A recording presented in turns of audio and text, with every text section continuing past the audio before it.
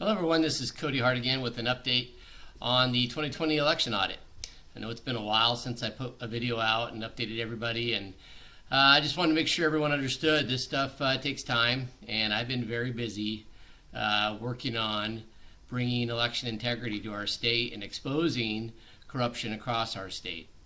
This video is going to focus on some of the legal, criminal, and investigative efforts for what I've been working on, and explain the complications of what it is to address election integrity, to address election crimes and government corruption as a result of the audit findings that I issued in early March. So I've got a slideshow today. I'll be narrating, going through, presenting some of the highlights, and I assure everyone there is some very exciting stuff coming. Unfortunately, it exposes a significant amount of election fraud in our state, and it brings to light how little integrity the state of Washington's election system really has. So again, this video is going to focus on some of the investigative aspects and to share with everyone what I've been working on and how the swamp has been fighting back and how I've been fighting the swamp. So let's get into it. And once again, this presentation is titled Washington State 2020 Election Crimes and Corruption Update by me, Cody Hart, titled Cody Exposes the Swamp. It's July 30th, and we should really start by recapping our key findings to date. And they're mostly based off, and most significantly based off of, my audit report issued in the beginning of March, and then there's a second update issued later on in March, where I outline local and statewide election fraud concerns. And we've proven at this point, between that report and follow-up audit reports, statewide late ballot irregularities. We've proven there's a system in place to create ballots weeks after the close of the election here in Washington State. And we've proven that we have found statistically impossible ballot data in our counted ballots and votes that went into the 2020 election.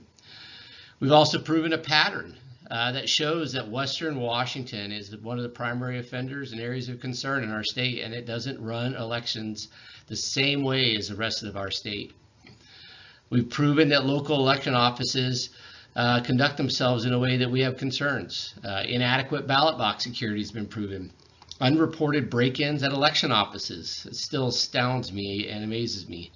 And we should be absolutely blown away by the proof of intentional deletion of video surveillance of the election officials processing our election votes and ballots. And we also should be gravely concerned that the evidence is pointing to and supporting concerns that the Secretary of State's office has been participating in the pattern of fraud that we keep exposing. So, you know, we found this all out, and I showed everyone what I found, and I was blown away, I was angered, I was mad, and then I was rejuvenated and electrified, because guess what? Fair elections and the Constitution are worth fighting for, and the people that are doing this are directly opposing both of those things. They do not want fair elections. I said it before and I'll say it again. They do not want to lead us. They want to rule us. They want to suppress and destroy our constitutional government, and they want to do so by eliminating our democratic voting system. So I chose to fight that, and I will never stop fighting that. And I began fighting it by going through the reporting process.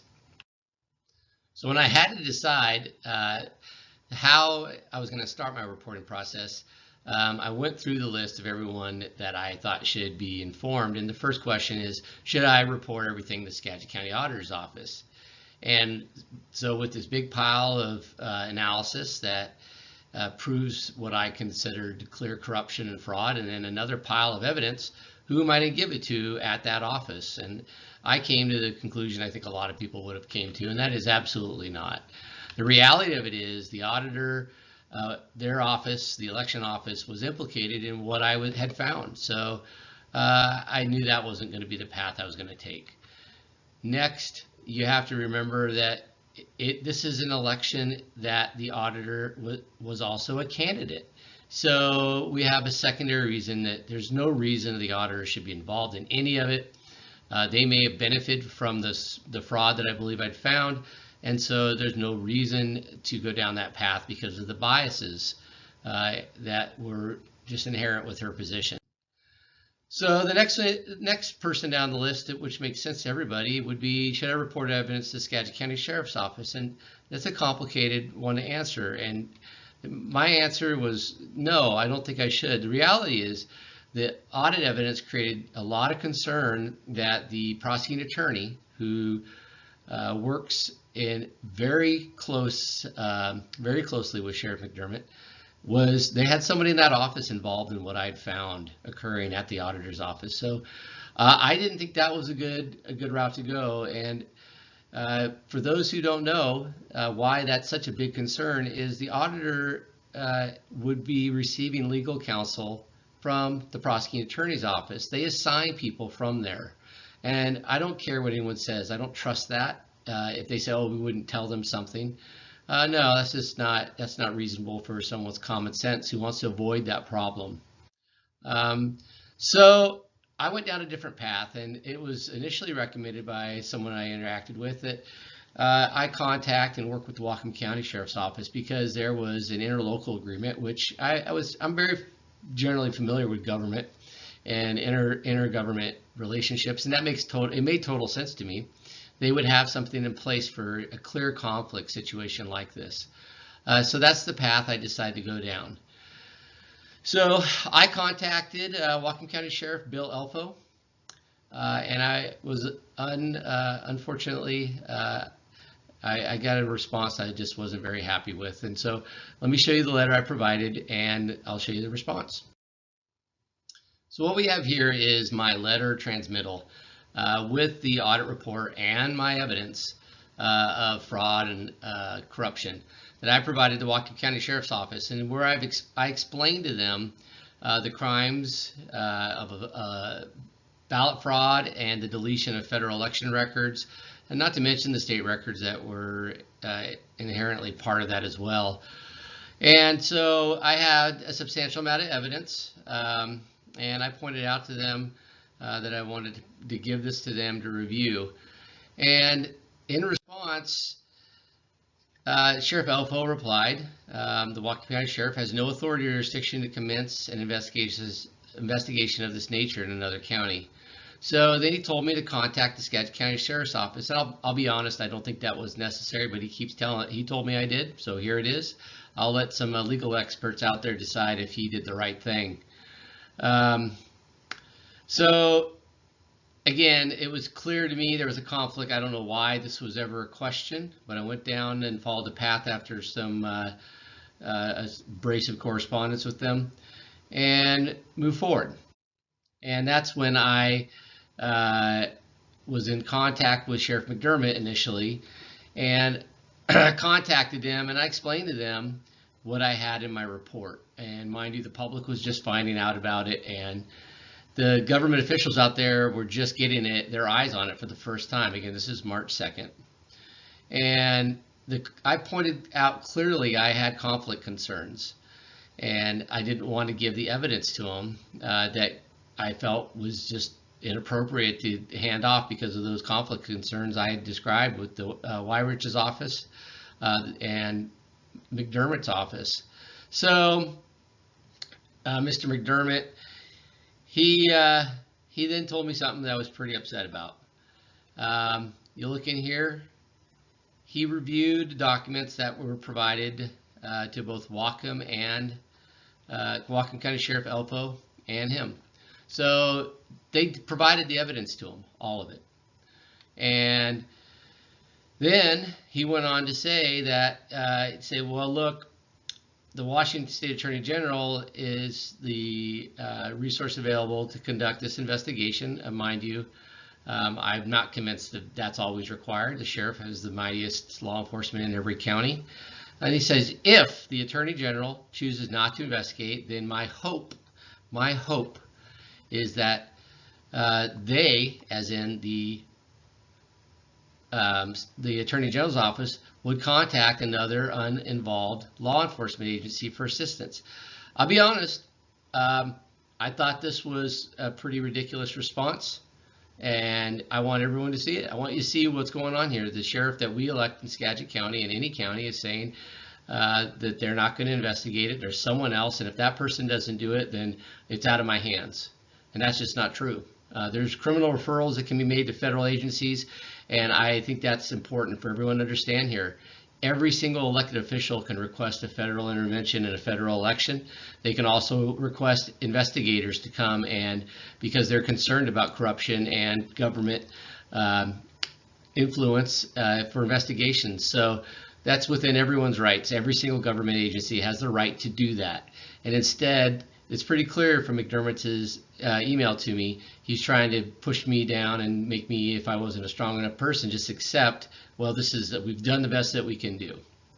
So thank you for bringing this issue to my attention, is how he ends it, and I was not very pleased with that.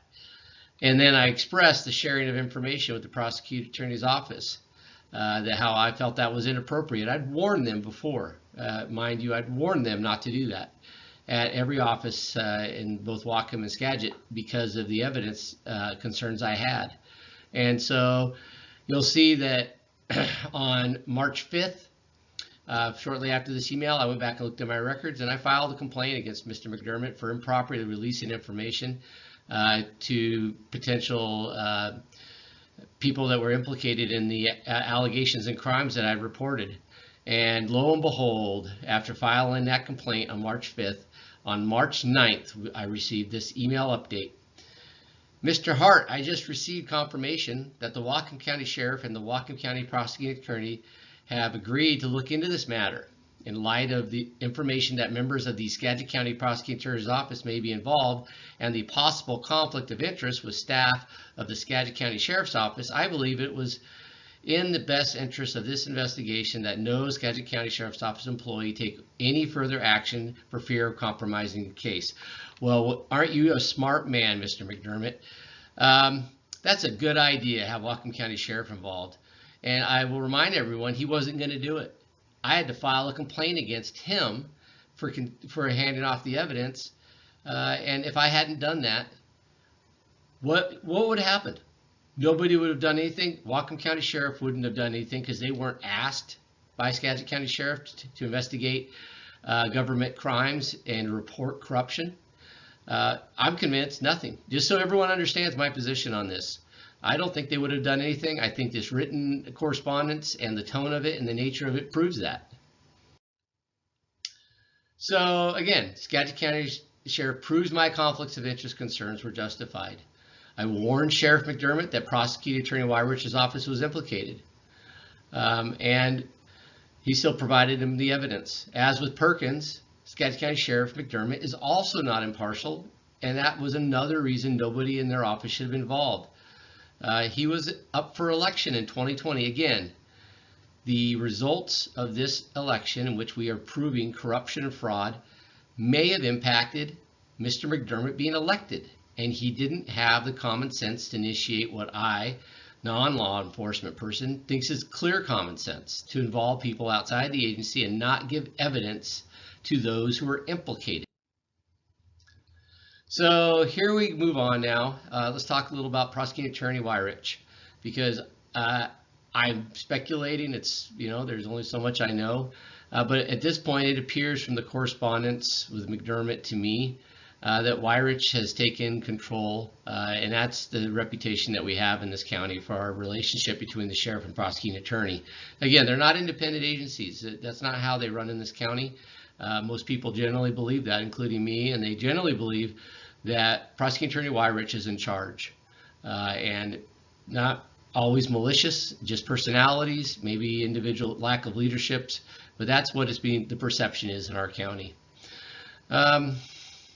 So the Skagit County Sheriff confirmed my evidence was provided to WEYRICH's office, even though WEYRICH's office may have been implicated. So everyone just remember, he's going to provide and assign defense counsels to the auditor and everyone else involved. But they did confirm something else, that the Whatcom County Sheriff has been referred the investigation. So we know that now, that Whatcom County Sheriff and Prosecuting Attorney from that previous email are now running with the investigation. And again, WEYRICH is not impartial, unbiased, since my complaint involves the validity of his election in 2020. So now we're going to move on to the Secretary of State's office and how this got brought in there. And I have some audio recordings from a previous audit update with the Deputy Director, I believe, of the Elections Office that I'd like to go over, and I'll follow up after that. Rule their findings, because there are criminal penalties based on, election officers, breaching their oath.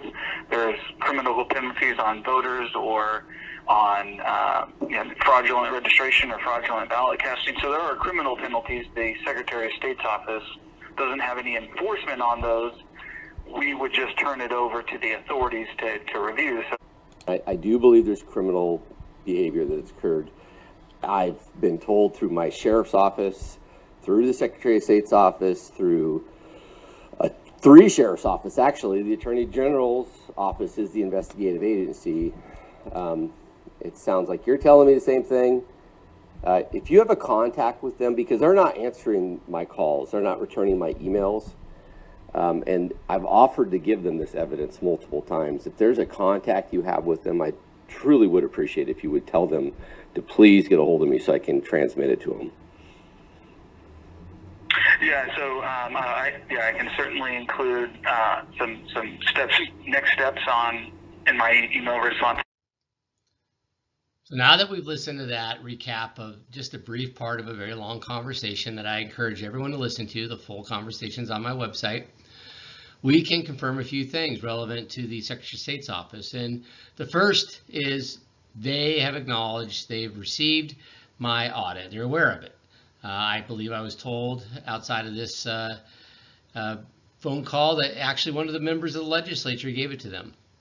So they're confirming they have it, and they confirm that they are aware of the contents of it, and that they have identified potential criminal activities that law enforcement investigative agencies should be looking into, and I agree 100%, especially violations of oath of office. They've also confirmed they've been in touch with the Attorney General's office, but to date, I have not been contacted by the AG's office to give them any supplementary evidence, nor has the Secretary of State's office followed up from this phone call for anything else. So I think it's pretty clear. They've cut off communication with me. They're not challenging the validity, and I remind everyone, no one has challenged my findings across the entire state. So I'll also point out, as with all the others, Wyman is also not an impartial and biased member of this situation. And as the lead elected official in charge of the Secretary of State's office, she is biased and conflicted because it's potentially implicating members of her agency and the validity of her own 2020 election, just like many others that have been involved in this, because there could have been an influence on her being reelected by the fraud that I found. So now we'll move on to my feedback on the Office of the Attorney General and their claims to be investigating. Let's be clear, my conversations have told me from multiple sheriff's office, and we just heard from the Secretary of State's office, they've been contacted, and the default answer apparently from law enforcement is, oh, this is the Attorney General's stuff, not ours, which I don't agree with, by the way. Again, we'll get to that later on in another video. But they keep pinning it that they don't have to be involved in it because it's the AG, and if the AG doesn't investigate it, they can't control that. Well, again, never contacted me, never asked, so I don't believe there's anything going on with the AG's office. And I have to point out, again, AG Bob Ferguson, his own election, is potentially impacted by the fraud. He may have had illegal votes count towards to reassure his election in this, so he's conflicted. So what will he do now that he's conflicted? Will he simply tell everyone else, I'm not conflicted, you can't investigate, I'm going to, but never do it? Because that's what I think he's really doing. I think he's doing nothing. I think law enforcement across the state knows that, and I'm not convinced that that's actually the legal authority he has. There's things called neglect of duty. There are things violating the oath of office. He is conflicted from this, and if he were to follow the oath that he took and fulfill his job, he could refer it to outside investigators. More importantly, I think we should ask, all these agencies keep pointing to the belief that he is the one that's investigating, his office, is investigating. Is he just letting people think that and using his office as an out so they don't, telling them he's got it? Because what if we find out that none of the sheriff's office have been investigating because they were told the attorney general's office was investigating, but the attorney general's office never initiated an investigation? Would that be obstruction of justice? I think so. I don't know. That's what I think, though, and I think there's some dirty stuff going on here. So let's move on to something that I wanted to share with everyone about. One of the things I mentioned is I've been very occupied. Since I put this audit out in March, I've been extremely occupied because right before I published it, I was randomly selected by the Department of Revenue for excise tax audit. Mind you, that I did not receive that very well, and having been randomly selected for audit the year before by L&I, I strongly suspected the Jay Inslee controlled Department of Revenue of using the audit as political retaliation. So one of the reasons that many out there have not heard from me, besides myself having to run a business, I'm a business owner, and having to continue to research and investigate this election fraud and analyze it, is that the state now, in beginning of March, I had to start working on responding to this audit. And I thought it was ridiculous. Again, I wasn't worried about the findings, but you worry about making a mistake, but in general, I wasn't worried about anything. I have a straight arrow, so that's fine. They had no findings. I'll point this out, and I believe it's a political retaliation. So we're going to talk about this a little bit. So Governor Inslee, he was up for election in 2020, and here I am having the most significant audit findings, proving fraud in our state's election, and proving that it involved government agencies. And I get audited randomly 2 years in a row. This year by the Department of Revenue. Both agencies that have selected me have been under the control of the executive branch of Governor Inslee. An appointee of his is the one who randomly selected me. So I know I'm not going to mix words. I believe it was political retaliation. So I've looked into this, and I think everyone's going to be interested in what I found out. So you'll see here, I did a records request. I have a lot of interesting conversations with the auditors and the Department of Revenue. And I requested all automated lists of randomly selected businesses chosen for excise tax audit. And this is the initial records request I put in. You'll see I've requested a copy of all documents approving the audit and all communications from January to February. I was selected in February.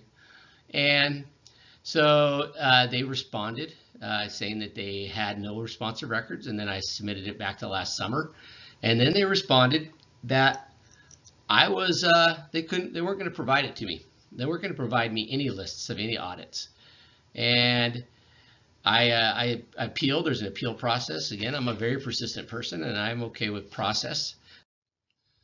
So what we have in front of us is the petition response that I went through after being told from my records request that they weren't going to provide me anything.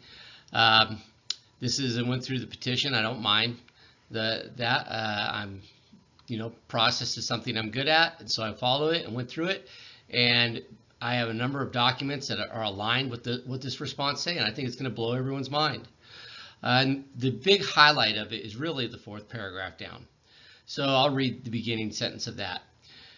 In the event a business is in a current audit, previously been audited, or will be audited in the future, constitutes as confidential tax information.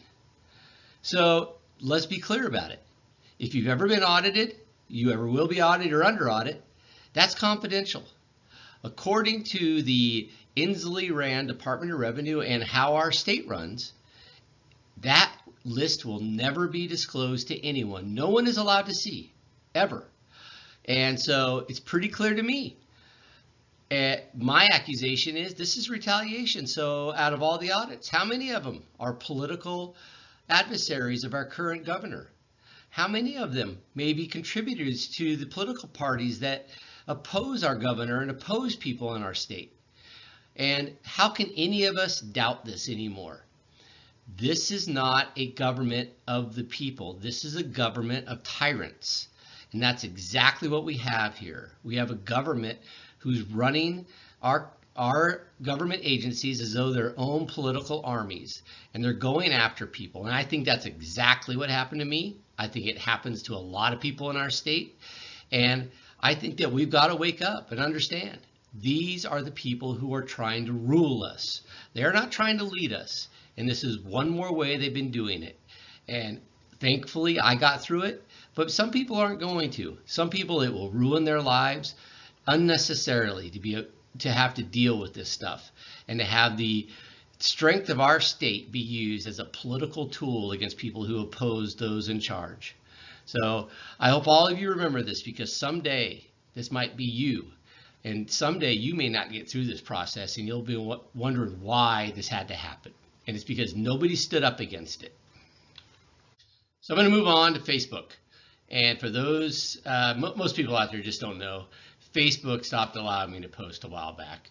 After my third article, I believe, on updating people on my audit, all of a sudden my password didn't work anymore. I was logged out, tried to log back in, my password just wouldn't do anything. And they wouldn't allow me to reset a new password. I struggled with it for weeks. Admittedly, I gave up on it. And I just got to tell people, it's just not a viable media outlet anymore. I'm not the only one. I don't know how many people out there have had this happen to them in this particular way. I've told some people I know, and they were surprised at that approach. They hadn't heard of that before. But yeah, I can't post any new articles, and I'm just done with it. I'm leaving that site up there because it has information, but maybe someday I'll start a new one. I know I have that option, but it's just so frustrating with them. They've been blocking information, blocking people from seeing. It's not really an outlet you can see what you think. Everyone knows what's going on, and I've been a victim of that. And so I hope everyone understands that's why I'm not putting anything on Facebook anymore. So let's talk about where this some good stuff here. A little update. So Snohomish County Sheriff receives the audit and assigns investigators. Yeah. So Whatcom County Sheriff wasn't the only game in town. If you see a little smile on my face, it's because from the close of this little report is to give everyone a lot of hope. I do truly believe you feel hope after I tell you a couple of the next things. The Snohomish County Sheriff contacted me after reaching out and discussing the audit findings, and as everyone is likely aware, there are thousands of proven cases of fraud that I found in my audit for Snohomish County, and their sheriff has reached out, has investigators assigned. I've met with them. We conveyed information to each other, and my knowledge, they are moving forward with the investigation. I have some more information I'll be sharing with them in the future, but this stuff, I feel the most optimistic about the Snohomish County Sheriff of anyone I've been involved with at a local level. Again, this is something I'm hopeful for, and I hope that we see some real justice for what's been going on. So the Whatcom County Sheriff has assigned investigators. I've already went through that. I've met with them, and their investigator didn't seem as interested as I would think. And honestly, I'll tell you, this last part of it was a very interesting interaction. I was contacted, and I've told people before, and I did meet with the special agent with the FBI regarding this. They're very fully aware of my audit. They're very fully aware of the accusations and evidence I have. And we had a very extensive meeting reviewing the information and questions that they had. I will tell you that I don't think certain agencies in this state, certain sheriff's office, specifically Whatcom County, shared everything with them after they took control of the Skagit County case. They were around at the same time and during the interview process. And I'll be honest, I think that the FBI special agent was a little surprised at the lack of information. It's how I interpret it, that was conveyed to them by the Whatcom County Sheriff. So it brings a little smile to my face because to me, there are serious federal crimes that have been committed. I am, as much as I am a skeptic and I am a pessimist, I am an optimist as well. Just how you have to be. I'm very hopeful. I think there's good people in all branches of government, and I also know there's bad people, but there are good people. We have to always remember that. And I think there's good people in the FBI. I think most of the FBI is great people, as a matter of fact, like most law enforcement. And I know I've been talking negatively about a small fraction of them, but don't misunderstand my position.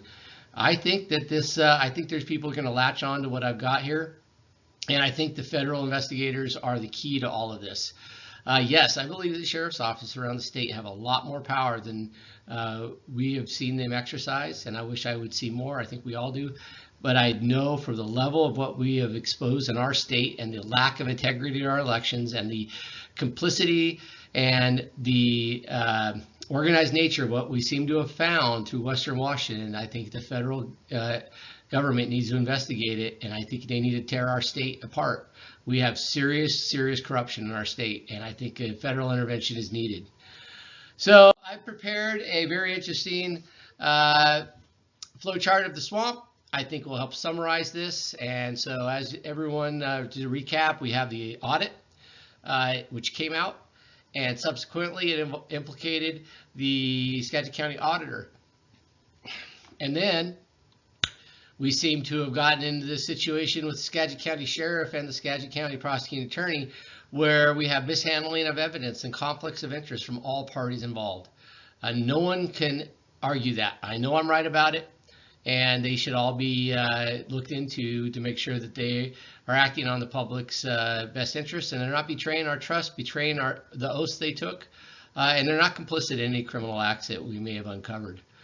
I have to point out to everyone, again, WEYRICH is the prosecuting attorney, is assigning legal counsel to both of the McDermott and Perkins. There's not a lot of separation here. This is how government works. We need to understand that.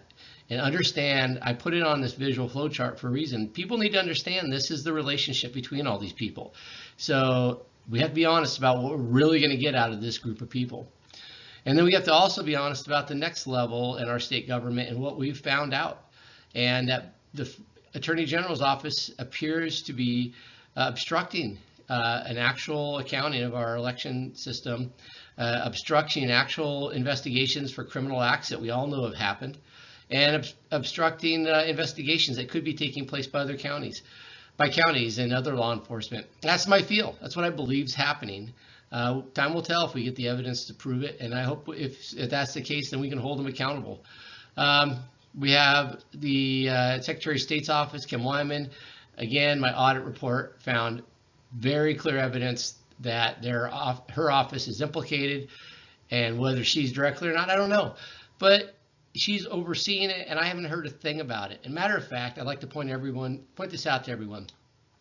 Here we are, we're in late July, almost August, and I believe that there's been some recent discussion about election integrity hearings, meetings, and discussion. She'll be coming out pretty soon, I believe, with an interview, and I haven't heard a response. No one's rejected anything I've said or proven in my audit. And here she is at the center of it. And I believe that her office is involved and facilitating it. Members of her office are facilitating what we have found occurring in the western side of the state. And it requires clear intervention to restore the integrity of our elections, but I haven't seen any. She's not even acknowledging it. So I'd like to ask, has there not been evidence of potential or proven election fraud in our state in the 2020 election? I'd like to know her answer after reading my report. And she'll, I don't want her to say, oh, I haven't read it yet. She had plenty of time. Her office knows all about it. There's all these levels of government that know about it. Will she reject it again? And if so, we need to hold her accountable in whatever way we can. And then we have to look at the final little piece of what I keep coming across here is the retaliatory aspects of our government and the abuses of power that I seem to have come across. It is not easy being a watchdog or a whistleblower, especially a private whistleblower who doesn't work for government. I have almost no protections. Government comes after me constantly, and they are a powerful enemy when they are on the wrong side of an issue. And so here we have it. Here we have all the sides of this that I think we need to really think about for our integrity of our elections. These are the people from a county level up to a state level that we entrust to supporting our state and constitution, our federal constitution, our democracy, and making sure we feel that there is integrity in our election system. And now we have the investigative agencies. Excuse me, I overlooked. We have to remind ourselves, again, the Attorney General's office and his relationship to these people. We cannot overlook that. Everyone needs to understand that as this thing moves forward. And then we have our investigative agencies. And so I'm very hopeful between the Snohomish WHATCOM and mostly the FBI on what they're looking into that we will get somewhere with this. But that does not mean that this is all that needs done. This is only part of it.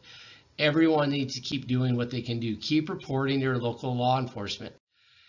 That's what you need to do now.